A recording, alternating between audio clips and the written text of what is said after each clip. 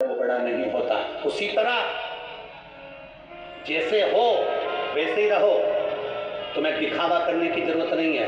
तुम्हें मंत्र नहीं आता, कोई बात नहीं। तुम्हें तंत्र नहीं आता, कोई बात नहीं। तुम्हें साधना नहीं आती, कोई बात नहीं। तुम्हें तप करना नहीं आता, कोई बात नहीं। तुम्हें व्रत करना नहीं आता, मैं व्रत करती हूँ गुरुजी, मेरे शरीर में मुझसे कमजोरी आ जाती है। मत करो, कौन ने कहा कि व्रत करो? तुमसे जो बने तुम तो वो करो। भगवान कभी भी दिखावे से प्रसन्न नहीं होता, भगवान कभी आडंबर से प्रसन्न नहीं होता। भगवान तुमने इतना सारा विधान बता दिया, ये भी करना पड़ेगा, वो भी करना पड़ेगा, ऐसे करो, सुबह उठो, शाम उठो। बोलो बोलो, आप में से साहू परिवार वाले कितने बैठे हैं? साहू साहू कितने बैठे हैं? जरा हाथ उठाओ तो जरा। बैठे हैं ना? हाँ ठीक है। वो कर्मा माता की, माँ कर्मा की कथा सुनी है? माँ कर्मा मेरी मैया, माता कर्मा जगन्नाथ जी के लिए भोजन बनाती, आवाज लगा देती, आओ जगन्नाथ, खाओ जगन्नाथ। जगन्नाथ जी दौड़ कर आ जाते और खाकर चले जाते। जगन्नाथ जी दौड़ कर आते और कर्माबाई का खिचड़ा खाकर जाते। एक दिन एक संत ने कर्माबाई से कह दिया कि कर्मा माँ भूख लगी है। कर्माबाई अंदर से खिचड़ा लाकर दे दी। संत ने कहा तुमने स्नान किया, तुमने पूजन पाठ करी, तुमने संध्या वंदन किया, तुमने मंत्र जाप किया, तुमने नाम जाप किया?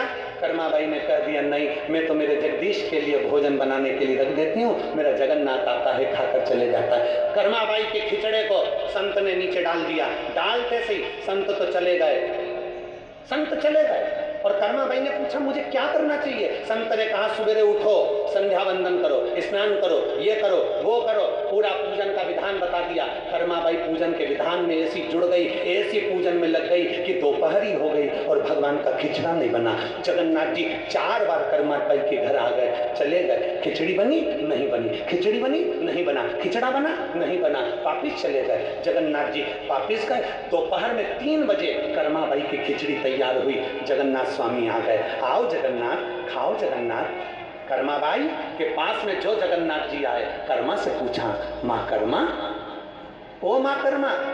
माँ ने बोला हाँ जगन्नाथ जी क्या हुआ? आज तो तूने भोजन बहुत देर में दिया, मैं भूखा रह गया। आज तो मुझे बहुत भूख लग रही थी, तुमने बहुत देरी से भोजन बनाया।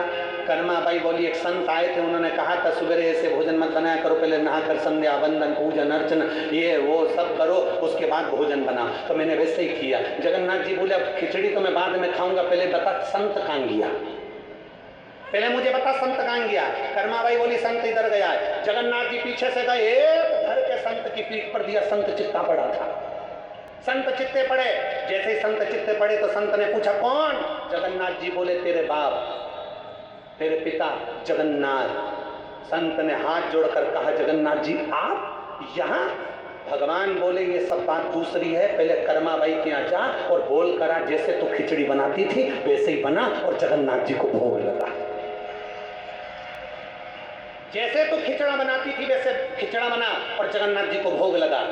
कर्माबाई के यहाँ संत जाकर कहते हैं कर्मा भगवान मंत्र से नहीं, भगवान साधना से नहीं, कर्मा भगवान तंत्र से नहीं, भगवान दिखावे से नहीं, कर्मा भगवान जप और साधना से नहीं मिलते। कर्मा तेरे जैसी भक्ति चाहिए, जगन्नाथ घर में आ जाते हैं। तेरी जैसी भक्ति चाहिए। बोल माँ कर्मा माता की। तुम्हें तो गौरव महसूस होना चाहिए। संपूर्ण साहू समाज को अपने आप में एक छाती फूलना चाहिए। आप साधारण नहीं हो, आप माँ कर्मा के वंशज हो, जिनके घर में जगन्नाथ जी भोजन करने आते थे। आपको तो प्रसन्न होना चाहिए कि हमारी साहू समाज माँ कर्मा बाई के वो वंशज हैं। माँ कर्मा जिनके घर में जगन्नाथ जी मांग कर भोजन करते थे।